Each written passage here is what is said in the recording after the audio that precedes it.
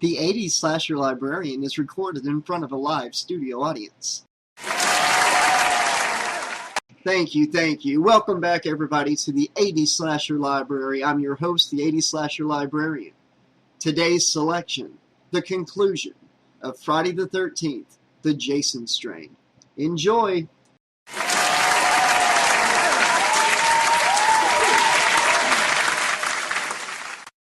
Chapter 28. Julia Dietz was still not used to the idea of men flirting with her. She had always been overweight and painfully shy, but when she woke up on the morning of her 18th birthday, she decided it was time to change things. She lost 65 pounds that year and made an effort to be more active and adventurous, to take chances. A week after she turned 19, her older sister Melinda and her husband Gabe had talked Julia into coming along on this trip to Costa Rica. Julia was having the time of her life. She had been a little nervous about the zip tour. It sounded so crazy, the idea of hooking yourself to a wire and whizzing through the canopy like a flying squirrel. Still, it had to be safe, since it was so popular and so many other guests at the lodge had raved about how great it really was. She hiked bravely along, up higher and higher through the winding trails until they reached a rickety wooden platform high up on the level of the treetops. Gabe and Mel had hooked up and jumped off, whizzing away into the swirling mist with joyful cries trailing behind them. There were 6 people in their group, along with the 2 guides, and everyone had gone down already except for Julia and one of the guides, a handsome young Tico named Lewis. He was checking her helmet and hooking her harness up to the wire, all the while flirting outrageously with her. "Don't worry, beautiful lady," he told her. "Jose will be there to catch you on the other end. Now put on your gloves." Julia blushed and stepped up to the edge of the platform, slipping on the heavy gloves she had been given. Her heart was pounding, breath tight in her chest. It didn't help that she could not see the bottom. If she could see Mel at the bottom waving up at her, she would feel a little more confident. But the wires seemed to disappear into the mist. At the beginning of the tour, Lewis had explained to her that if she got scared and didn't want to do it, she didn't have to. They could always walk back down and meet the group at the bottom. But Julia did not want Mel to tease her for the rest of the trip for being a big baby. Plus, the idea of a long walk alone in the jungle with that dashing scoundrel Lewis was even more intimidating than sliding down the wire. She took a deep breath, clenched her gloved fists, and stepped off the edge of the platform. Rushing through the canopy, wind whipping long braid from side to side, Julia felt a surge of breathless exhilaration. It was amazing, unlike anything she'd ever experienced. It really was like flying, like being transformed for a fleeting moment into some exotic parrot, sailing effortlessly through the jungle. Then the cool, fragrant mist closed around her, throwing a delicate gauzy veil over everything. She thought she could make out the other guide standing on the lower platform with his arms out, but he looked much taller than she remembered, and his face was too white, almost like a mask of some kind. As she flew toward him, she saw other people in the group too, but they were all lying down or crouching on their hands and knees. There were splashes of lurid crimson everywhere, and Julia realized that it was blood at the exact moment that she realized that the man waiting for her at the platform was not Jose at all. Whoever he was holding a huge gory machete, and Julia was headed straight for it. She screamed and kicked, trying desperately to grab the wire above her, to slow her descent. The wire sliced through her gloves, tearing into the palms of her hands, and she continued speeding inevitably down toward the upheld machete.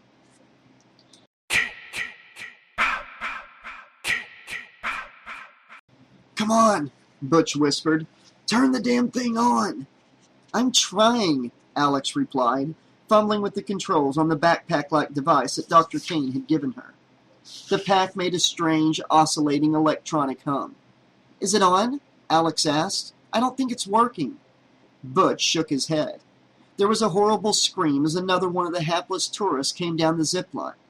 Butch tried to look away as Jason's machete chopped the pretty young brunette lengthwise, nearly in half. Her organs dropped out in a wet pile, and her body tumbled from the harness and onto the platform with the others. The carnage on the platform was unspeakable. The few who had not been totally dismembered were struggling to stand on whatever limbs they had left, slipping in the blood and bile and clumps of still quivering meat. The sound coming from the pack on Alex's back suddenly intensified, sliding higher in pitch, and Jason turned his masked face toward the noise. "Shit," Butch said. "He's coming." "Damn it!" Alex flipped the switch again and again. Jason had spotted them. Butch could see the bright glint of his hateful gaze in the dark eye hole as he moved toward them. His clothing had been charred and there were raw patches of sticky burned flesh on his arms and neck, but he seemed otherwise unharmed by Val's brave suicidal attack. He was still oozing infected blood from every inch of his skin and the holes in his mask. Behind him, several of the more intact infected came staggering along, reaching hungrily toward them. Unbelievably, the bifurcated brunette was actually back up on her feet. Butch found himself thinking of the legs all the way up to her chin phrase as she wobbled awkwardly toward them. Only her collarbones and a thin strip of pectoral muscles held the two halves of her body together, beneath her nodding, crooked head. Butch heard a string of terrified Spanish curses, and then another man came down the wire, landing in the midst of the carnage. The infected people turned and flung themselves at the newcomer. He screamed as they sank their teeth into his arms and legs, pulling him down into the pile of mutilated bodies. Butch unsheathed his own machete, wondering if it was all over, if they had been crazy to trust Dr. Kane and her stupid machine, when suddenly the hum from the pack evened out, and a flash of light enveloped Alex, colored embers racing over the surface of her body, and then, to Butch's amazement, she was someone else. An older woman, with short, dirty blonde hair, thick cheeks, and dark eyes. She wore a mannish white sweater and dark pants with heavy-duty boots. Pamela Voorhees, Jason's mother. "Stop," Alex said, only it wasn't Alex's normal, sexy, rough voice. It sounded like someone totally different. Jason stopped dead in his tracks. "Jason," Alex said, "enough. Come with me now, Jason." She started to back away. Jason let the machete drop to the dirt. "This way, Jason," Alex said with that unfamiliar voice. "Quickly, son." Butch ducked back to let Jason pass. They left the infected people tearing bloody chunks out of the unfortunate guide and made their way back down to the truck. It was intensely disturbing to Butch to watch this total stranger, knowing it was really Alex. He could occasionally see little scraps of digital noise around the cuffs of the sweater or around the edges of the mouth when she spoke, but otherwise the illusion was flawless.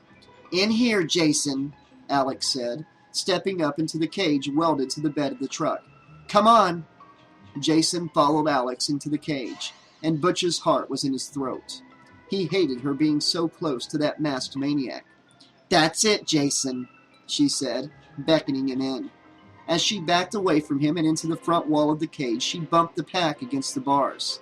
It frizzed out in a rush of static, revealing Alex beneath. The holographic illusion was gone. Jason clenched his fist and charged at her, grabbing her and slamming her into the bars. "Fuck!" Alex shouted. "Hit the reset button!" She grunted, and Jason slammed her again and again into the bars, big hands squeezing her throat. Butch scrambled up the side of the cage and reached for the button on the pack. His fingers nearly touched it, but Jason swung her away. He reached again and again until finally he was able to punch the button. There was another burst of light as the image of Jason's mother obscured Alex's deep, red, asphyxiating face. Jason let go and stumbled back, shaking his head as if to clear it. "You are bad, Jason," Alex said, and even through the voice transformer, Butch could hear how swollen her throat was. "You are a bad, naughty boy. You stay right here, Jason, and think about what you did. Stay right here." Alex inched past the slump-shouldered and chagrined Jason. He would not meet her gaze as she passed, head down and looking at his bloody boots. The second she was out of the cage, Butch slammed the door and locked it. Jason did not react. "I did it," Alex whispered. "I think." Butch wanted to hug her close, but he didn't want Jason having some kind of psycho freakout about some guy putting the moves on Mommy. So he nodded and helped her into the cab of the truck. For the entire drive back to Dr. Kane's, Jason was sitting in the back of the truck with his knees pulled up to his chin, rocking back and forth. Alex had no idea what his history was or what his relationship with his mother had been like. But clearly Dr. Kane had been right, that the image of his mother would have a profound effect. Alex had thought of Jason as a heartless, mindless killer all the time, but she wasn't so sure now. Was there still something human left inside of him? Some ancient fragment of emotional connection? He was clearly feeling something locked into his own unknowable torment, as he banged the back of his head again and again into the cab of the truck while they drove. In a way, she almost felt sorry for him. Well, almost. When they came up to the gate of the compound, it was already open. Butch maneuvered the truck slowly up the drive while Alex peered warily through the trees. There was a new vehicle in the spot where the truck had been parked. It was a heavy military-style Jeep, but black. Butch hit the brakes as several men in black fatigues ran up to the truck and shoved gun barrels into the open windows. "Shit," Butch said. "What the hell is this?" "Get out," one of the armed men said. "Both of you." Alex heard the distinct sound of a helicopter above them. There was a chopper, and it was coming in to land behind the lab. The wind from the blades whipped Alex's hair around her face, and she took a step closer to Butch. A young man with a trendy haircut and expensive designer khakis came storming around the corner of the building. He had a cell phone glued to his ear and was shouting into it. It looked like the guy from the introduction video when they were first put in the same room together before the game had begun. "Yeah, that's right," he said. "I'm here now. I don't know yet. That's why I'm here. Look, shut up and listen. I told you I'm handling it. Have I ever let you down? If I say I'm on it, then I mean I am motherfucking on it. Look, Jason is here. I've got to go. I'll call you back, all right? Just relax, okay? I'm on it." The trendy guy flipped the phone closed. "Okay, what do you have for me?" An older man with a serious, deep-lined face stepped forward. "We have 2 contestants and Jason, sir," he said. "The scientist has been neutralized, as have the 3 domestics." Alex looked over by the door to the lab and saw Dr. Kane lying in a crumpled, bloody heap. An awful despair washed over her. "Okay." The trendy guy stepped up to Butch and Alex. "Butcher and the bodybuilder, right?" He looked them over like they were leftovers in the fridge and was deciding if they were still edible. "My name is Caleb Carson, the producer of Extreme Elimination. I'm here to save the bleeding mess that is left of my show. Kenworth and his men will escort you and Mr. Voorhees back to the airfield. From there, my own private jet will be waiting to take you back to Hollywood. We'll finish this season there." Caleb turned to go, already talking on his cell phone again. "Gerda, get me Berman. What do you mean he's in the hospital? So? Don't they have phones in the hospital?" Then he was gone, helicopter noisily retreating back into the sky. Butch looked incredulously at Alex. She was stunned. "You don't understand," Butch said as a pretty blonde woman with a serious expression prodded him with the barrel of a gun. "You can't take Jason back to the States. He's contagious." "Shut up and get in the Jeep," she said. "No way," Alex said. "We can't let you do this. It's insane." The blonde shoved Alex roughly toward the Jeep. She staggered against the wheelbase and heard the pack on her back boot up with a powerful hum. Alex stepped between the blonde and Butch. "We're not going." Another man came forward and raised the butt of his gun. He let Alex have it, and as the pain exploded in her temple, and she staggered to her knees at the blonde woman's feet, she heard the sound of the hologram engaging around her. "Jason, this is your mother. You've got to help me, Jason. These men have been bad. You've got to punish them, Jason, before they hurt Mother." When Jason saw the pretty blonde girl standing over his mommy, a bolt of white-hot fury shot through him, and he leapt to his feet. She looked so familiar, this blonde girl. He knew he'd seen her somewhere before, and he realized with sudden horror that he did recognize her. It was Alice, that blonde counselor from Camp Crystal Lake. Alice was trying to hurt his mommy again. He thought he had got rid of that blonde bitch once and for all, but there she was again, standing over his injured mommy and ready to cut off her head. Things often seemed mixed up and confusing for Jason. But there were moments of pure clarity, and this moment was as clear as any he'd ever had. He had to save his mommy from Alice. He had not been able to save her before, but here in this strange and unfamiliar place that was so unlike Crystal Lake, he had somehow been given another chance. He knew what he had to do. "Get the gun!" the blonde woman yelled as Jason smashed through the bars of the cage. "Hurry!" Butch helped the disguised Alex to her feet, while Caleb's minions scattered before the furious Jason. Together, Butch and Alex ran to the fallen Dr. Kane. She was still alive, barely. Enough to flinch back from Butch's touch when he tried to check her wounds. "Don't," she whispered. "Not clean." "Dr. Kane," Butch said. "What can we do? They're going to take Jason back to America." Dr. Kane reached a shaking hand into the pocket of her lab coat and pulled out a capped syringe. "In the eye, remember?" She pressed the syringe into Butch's hand. "The antivirus will be automatically released in 4 hours, but you must..." Her eyes went unfocused and her body stiffened and then went limp. "Shit," Butch said, slipping the capped hypo into his pocket. "Now what?" They turned back to Jason and saw a young man with a strange device that looked like a backpack vacuum cleaner. He was pointing the nozzle at Jason and fumbling with the controls when Jason swung an enormous fist and punched the device. It burst open, gushing nasty-looking gray foam all over the man and Jason. To Butch's surprise, the stuff hardened almost immediately, sticking the man to Jason like a Siamese twin. It was so absurd, hideous, comical, and awful as Jason pulled the machete from the guy's belt and sliced off the guy's free hand. Jason continued stabbing the machete into any part of the man's body that wasn't covered in foam, but the angle was awkward. The man was spasming violently, vomiting down the side of Jason's leg as he became infected. "We can't fight all these guys," Alex said. "What the hell are we going to do?" "Let Jason kill them all," Butch said. "When he's done, you calm him down long enough for me to go." Butch felt the sudden cold kiss of a muzzle pressed against the back of his sweaty neck. "Tell your bitch to calm him down now," the blonde girl said, cocking the hammer. "Alex," Butch said. "Do it," the blonde said, "or I'll blow his fucking brains out."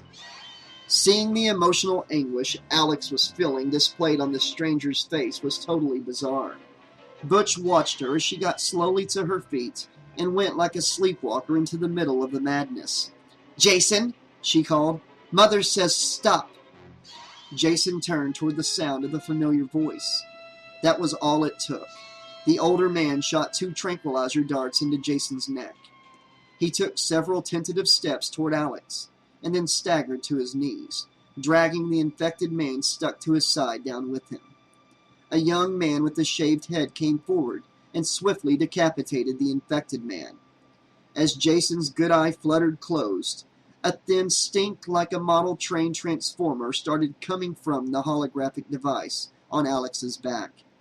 Not 5 seconds after Jason went under, the device fizzed out, revealing Alex looking beautiful and furious. She pulled the pack from her back and threw it to the ground where it burst into flames. The older man started spraying down the unconscious Jason with some sweet-smelling green liquid. The hardened foam dissolved and the headless corpse slumped over to one side. The man with the shaved head kicked the body away. "Okay," the blonde woman said. "Now where was I?" She pushed Butch forward. "Oh yeah, now I remember. Get in the fucking Jeep." Chapter 29. By the time they arrived on the small airfield where Caleb's private jet waited to take them back to the States, they were all hot, sweaty, and miserable. They'd had more than enough of each other's company halfway through the bumpy, dizzying 3-hour drive. The blonde seemed to take way too much pleasure in ordering them out of the Jeep and down the runway. Alex watched with a deep sense of hopeless despair as several of the producer's minions loaded the unconscious Jason onto the plane. "You're making a huge mistake," Butch said. "This is crazy. Just think for a second." The woman shook her head and pressed a gun to Alex's back. "I don't get paid to think," she said. "Just get on the fucking plane." Inside, the private jet was luxuriously appointed. Plush royal blue and black carpeting, and buttery black leather seating that was more like a cushy sofa than any kind of airline seat Alex had ever seen. The heavy mercury-cool air conditioning that washed over Alex felt so good after the endless tropical swelter that for a fraction of a second she forgot everything else and closed her eyes, feeling the sweat cooling on her back and face. The cranky blonde with the gun escorted them past the Hollywood scumbag, who was yelling into his cell phone again and being served a tiny cup of espresso by a leggy Italian supermodel in a tight, short blue and black outfit that looked like some 50s pinup artist's fantasy of a stewardess uniform. "I told you," the producer said into the phone. "It's handled. Look, if I say it's handled, then it's fucking handled. Period. Just book me a green screen and get Speedway Digital online. We'll fix it in post, right? If it's a problem, throw more money at them. I don't care. No. Fuck Time Wave. Time Wave will have to wait. Then tell Serena Channing to call me. No, I'm not fucking kidding. You give her this number, and I'll tell that bitch." Unsurprisingly, the blonde led them back through a padded door and into a much more mundane section of the plane. There were only single seats, one on each side of the aisle, and about 7 rows. Behind that, the rest of the seats had been removed and a sturdy metal cage had been built. Jason laid spread eagle on the floor inside the cage, leg and wrist cuffs chained to heavy bolts in the floor. The blonde sat Alex down in the first left-hand seat and cuffed her to the armrest. The guy with the shaved head did the same for Butch on the right-hand side. The older guy and the blonde sat directly behind them, and the guy with the shaved head sat behind the blonde. There was no announcement, no explanation of safety features, or invitation to watch the in-flight movie. There was merely a gunning of engines, pressing Alex back into the seat, and then the plane took off, climbing sharply. Alex saw the sheer green mountains wheeling away beneath them, and then they rose up into the white, blank nothingness. By the time they came up out of the clouds, they could have been anywhere. Alex wished desperately that she didn't have the stupid cuffs locking her down, that there wasn't an aisle between her and Butch. She needed to feel him next to her, to touch him, to feel the reassurance of his closeness. But all they could do was look at each other. They couldn't even really speak freely with all these thugs around. Instead, she tried to send him some kind of wordless message of comfort and connection. But she was feeling more and more hopeless with every passing minute. The producer was clearly out of his mind. He had no idea what sort of horror he was bringing back to Hollywood. Alex only hoped that Butch could find a way to inject Jason with the antivirus before they reached American soil. As the endless monotony of the flight wore on, Alex's exhaustion got the better of her, and she started to drift, her mind wandering in and out of scattered nightmares. She woke suddenly with a cold sweat slicking her body.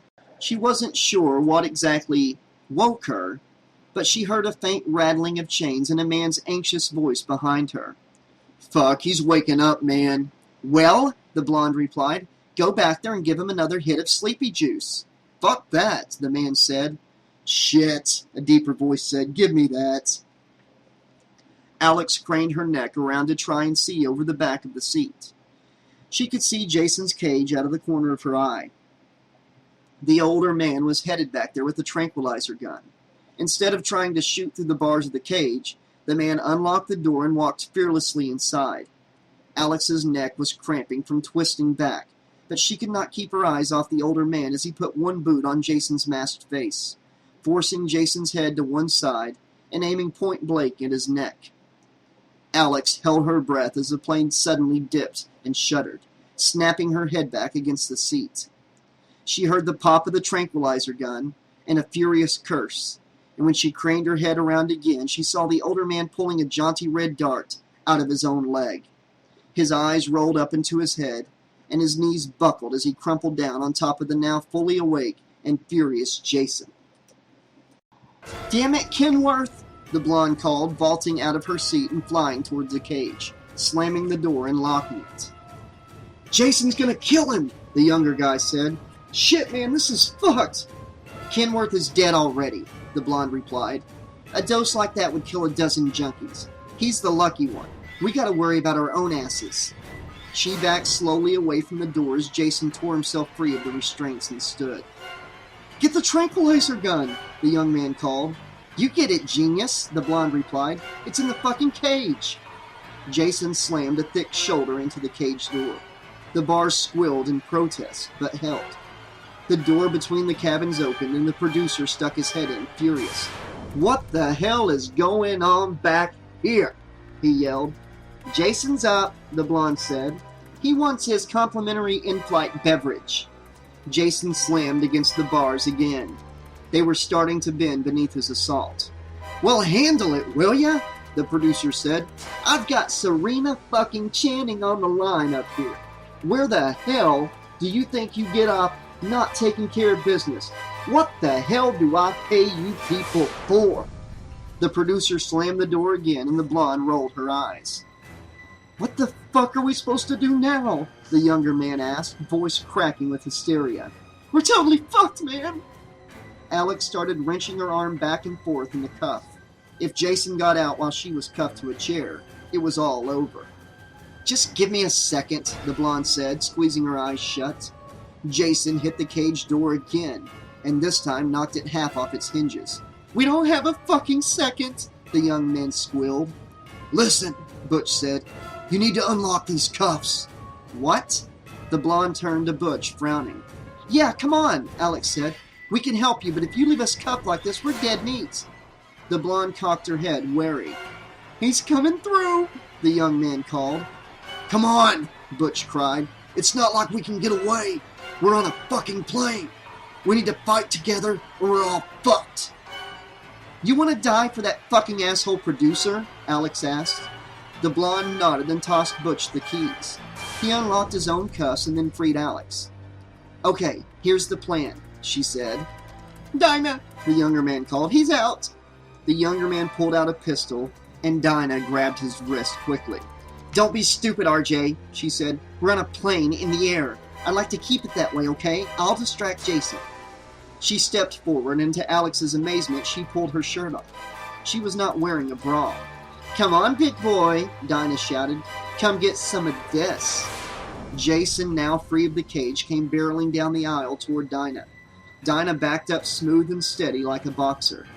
"Don't stand there," Dinah said out of the corner of her mouth. "Get the fucking tranquilizer gun."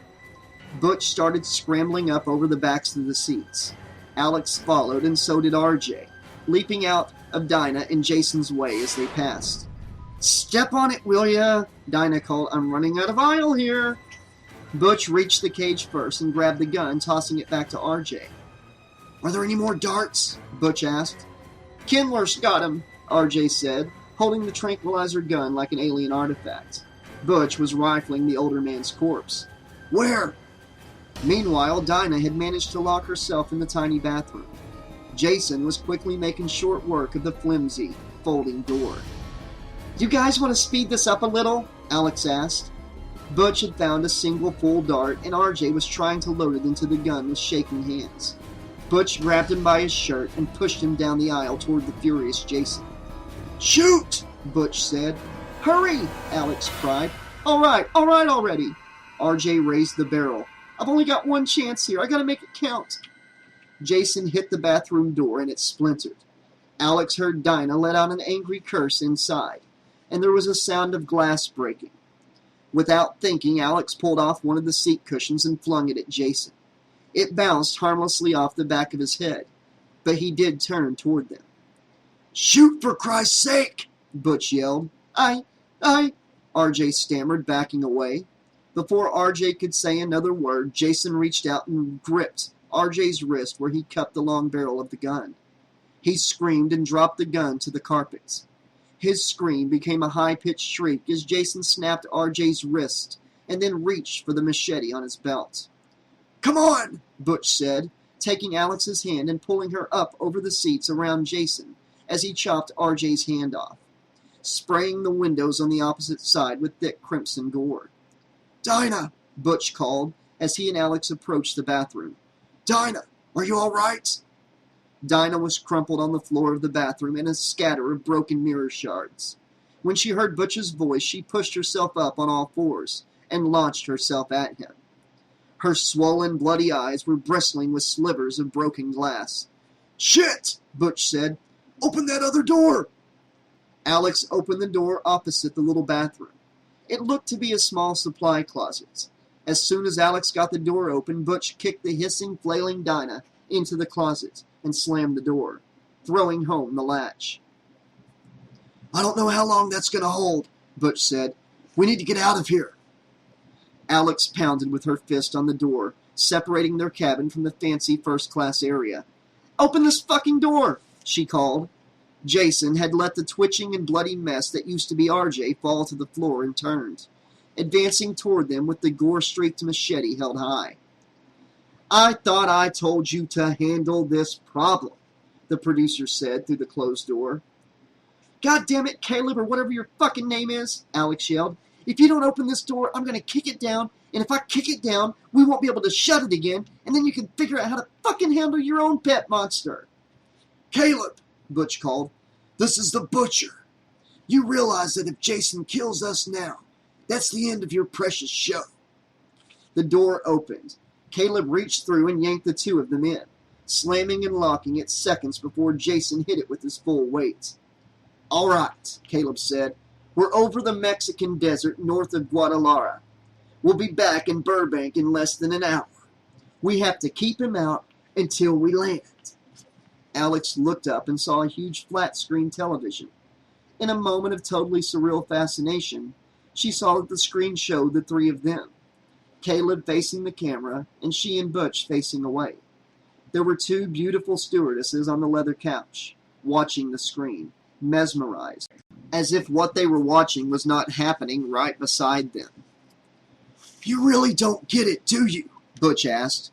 "If you allow Jason to reach Los Angeles while he's still infectious, we're talking the end of TV, the end of ratings, the end of the fucking free world. A plague that could wipe out the entire planet." "Don't be so dramatic, Butcher," Caleb said. "It's all under control." Jason slammed into the door again. "You call this under control?" Alex asked. "You're fucking crazy," Butch said. "What the hell do you know about running a hit show?" Caleb spat. "You were nothing before I found you. You were some bare-knuckle trained chimp with a piddly AAFC contract for 20 grand a fight. I don't get out of bed for 20 grand. I spend 20 grand on fucking shoes. The CGI? I'm gonna need to rescue this show costs 20 grand a fucking minute.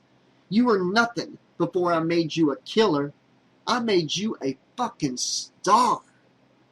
"What the fuck are you talking about?" Butch asked, frowning. "You're no killer. You're a fucking pansy-ass daddy's boy," Caleb said. "You wouldn't even get it up to kill those bimbos in Vegas. I've been tying your shoes for you since day numero uno." "What?" Butch's eyes were narrow, voice cold and deadly serious. "Did you really believe you actually killed those sluts?" Caleb smirked. "I had them killed myself. You couldn't kill a fucking fly." Butch threw himself at Caleb with a furious curse. But Jason smashed through the door at that precise moment. And when Butch turned back to Jason, Caleb slipped away. Jason started for Alex, and the two stewardesses screamed in ear-piercing unison. Jason's masked face turned toward the sound, and he lunged for the shrieking women, machete held high. Butch made a swift run for the tranquilizer gun. From the doorway between the cabins, Alex could hear Dinah banging faster and harder against the closet door. Alex did not see RJ. Meanwhile, in the first-class cabin, the Italian-looking stewardess had hit Jason with a heavy champagne bottle. Jason's shoulders foamed with expensive champagne like the bow of a recently christened ship. He easily ripped the jagged neck of the bottle from her hand and jammed it into her beautiful face, twisting fiercely and snapping off chunks of thick green glass as the edges chewed up her flawless skin. Back in the main cabin, Butch was wrestling with RJ, who was infected and hissing, teeth snapping at Butch's face. Butch pulled RJ's gun from the leather holster in his armpit and Alex gasped, thinking of what Dinah had said about not firing bullets in the plane. Would the cabin depressurize? Would they be sucked screaming into the frozen sky? Before she could warn him, Butch fired. Not at RJ, but at the round window beside them. There was a violent crack, and fierce icy wind blasted through the cabin. Alex had to grip the doorframe with every ounce of strength she had as Butch kicked RJ toward the broken window. To Alex's amazement, RJ hit the open window with his head. His shoulders were too broad to fit through, so he was stuck fast like a cork, still alive and kicking, but trapped in the window. There was a high-pitched sucking sound as air escaped around the edges of his squirming shoulders. Butch grabbed the tranquilizer gun and came tearing down the aisle toward Alex. Alex ducked out of the way into the main cabin, while Butch tried to draw a bead on Jason through the doorway. Inside the first-class cabin, the other stewardess was hitting Jason with her stiletto-heeled shoe. Jason backhanded her into the galley, where she collapsed into a pile of macadamia nuts in foil packets and hot lemon-scented towels. Jason followed her into the narrow space, machete raised. Butch stood fast, holding the tranquilizer gun, and waited for Jason to reemerge. Alex could hear horrible wet screaming and tearing coming from the galley. A second of silence, and Jason reappeared in the doorway, gloved in blood. "Gotcha," Butch said softly and pulled the trigger. The closet door burst open and Dinah came screeching out. The dart hit her perfectly in the soft spot between her collarbones. She started toward them, but the tranquilizer was racing through her veins, and she went loose and floppy, collapsing to her knees, and then down onto her face on the carpet, in a pile of magazines, blankets, and safety orange parachute packs. Jason turned away and headed back into the first-class cabin. Butch followed, throwing the useless tranquilizer gun aside. Alex bent down to take Dinah's machete, and then after a brief second of thought, she reached into the dead woman's pocket and pulled out her wallet. Might come in handy if they survived this mess. In the first-class cabin, Caleb was trying to fend off the dark-haired stewardess with all the glass in her face. Caleb kicked her back and away, and she stumbled into Jason as the plane hit another pocket of turbulence. Together, the stewardess and Jason fell backward over a low table. Butch fell sideways into Alex, but she caught him, steadying herself in the doorway. After the turbulence settled, Alex felt her ears pop. The plane was losing altitude. Caleb tore open the cockpit door. "What the fuck do you think you're doing? Don't you dare land this plane until we get to Burbank. Do you hear me?" "Fuck you," the pilot responded. "We're making an emergency landing." Jason flung the dark-haired stewardess off him, and she stumbled into Alex. Alex swung with the machete, almost enjoying the good solid thunk as the stewardess's head sheared clean off from her still falling body. "The fuck you are," Caleb replied. "Don't you know who I am? I'll fucking have you killed." The blonde stewardess had scrambled to her feet in the galley and suddenly flung herself at Caleb. He ducked aside and she stumbled past into the cockpit. Caleb slammed the cockpit door and latched it. "Holy shit!" Alex heard the pilot shout. "Put her on autopilot! Fuck! Holy fucking shit!" Then whatever he was saying deteriorated into wet tearing sounds and breathless growls. Alex felt the plane level out again. "You idiot!" Butch shouted. "We're now trapped in a pilotless plane full of zombies. We're fucked!" Jason stood and threw the table aside, advancing on Caleb.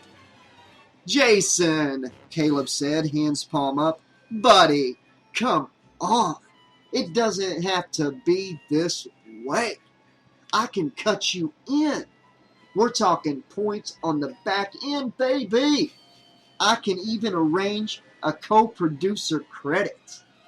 Butch grabbed Alex and pulled her back.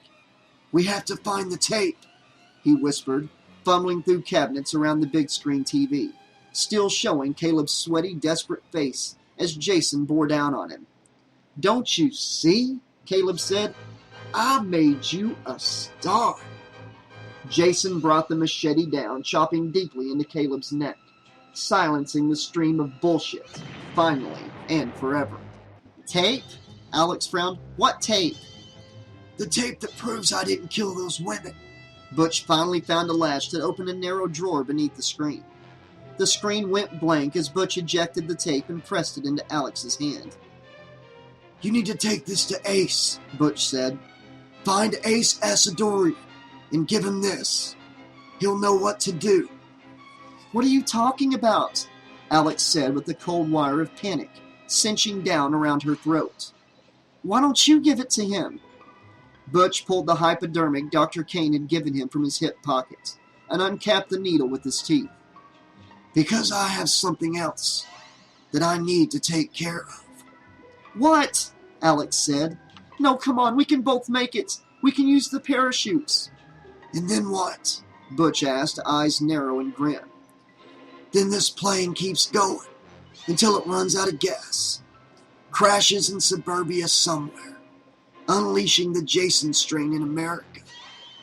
Dr. Kane's antivirus may have eliminated the virus down in Costa Rica. But if it gets a fresh start in America, it's all over.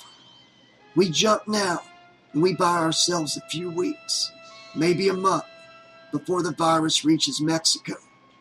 No," he shook his head. "Someone has to stay. I gotta make sure that this virus inside Jason is eradicated for good."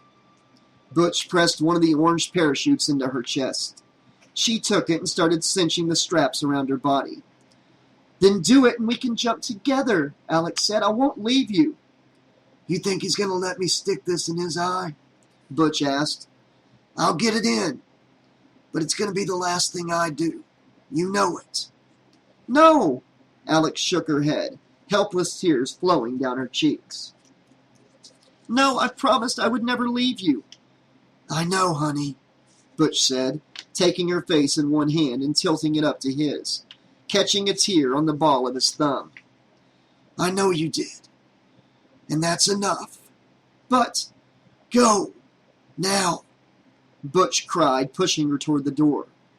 Alex let out a cry of anguish and ran for the door as Caleb's severed head went flying across the room and smashed into the dead television screen.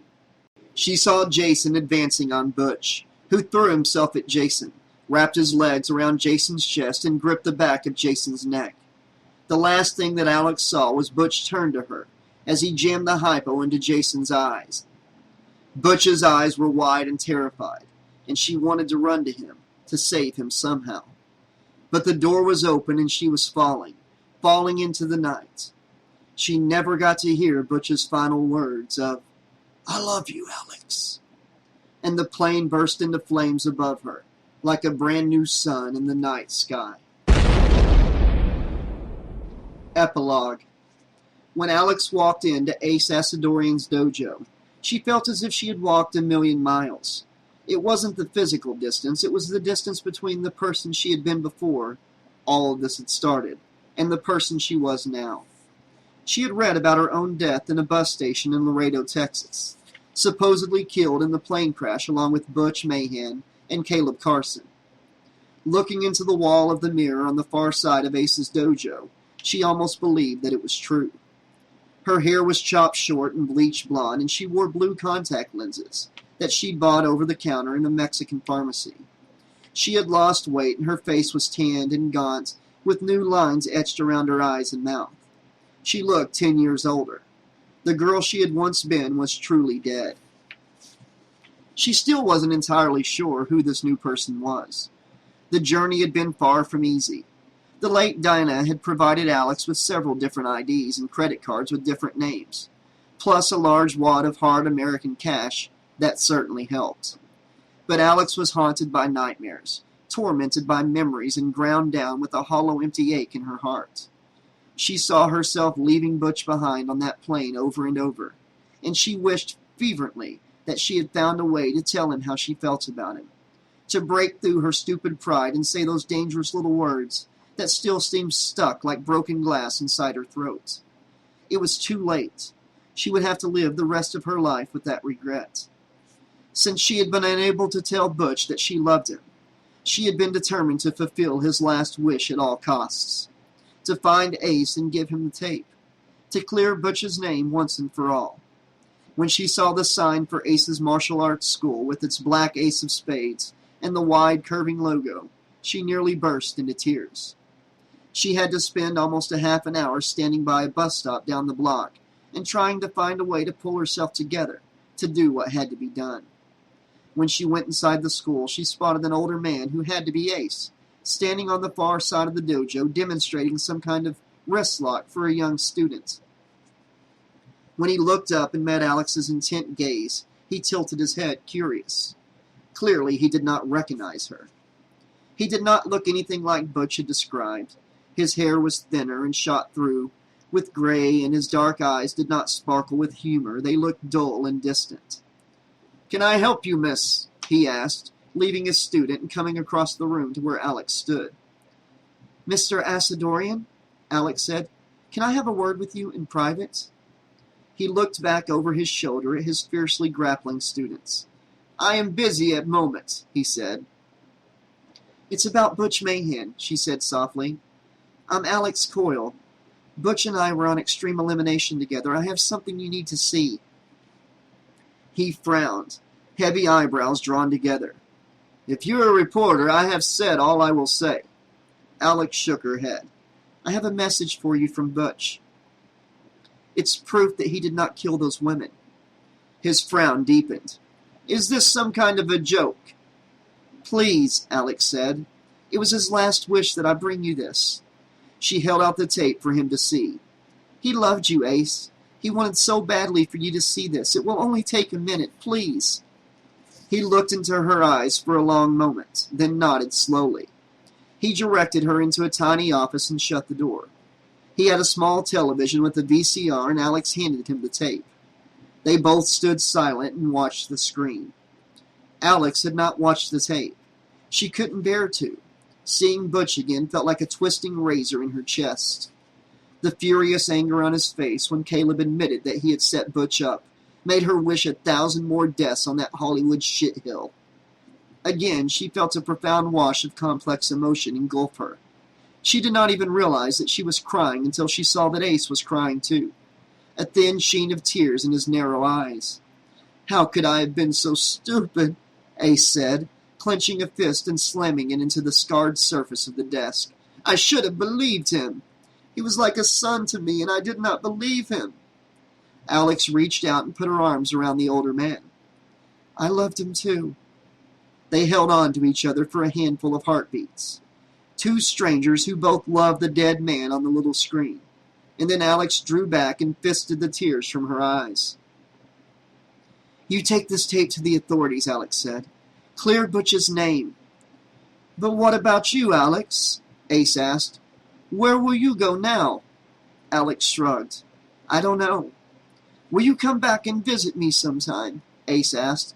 "Any friend of Butch is a friend of mine. You like the AAFC? I will get you front row seats, okay?" "Sure," Alex said, smiling slightly. "I'll see you later, Ace." As she left the dojo, she thought of how badly she had wanted to be independent, to start her life over, to be her own woman. Well, now that she had her wish, she had no idea what to do with herself, or her newfound independence. It was tempting to stay with Ace, to let him take her under his wing, but she fought too hard to let herself fall back into her old ways. She deserved a fresh start. New York was a big, anonymous city. It was as good a place to start over as any. She found a subway station and headed into Manhattan. As the train thundered through its tunnels, Alex found her mind returning again and again to that awful night. The terror of the fall through the cold night sky.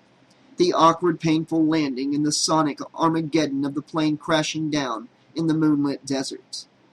She remembered staggering up and over a rocky ridge and seeing the flaming debris spread out like glowing jewels across the sand.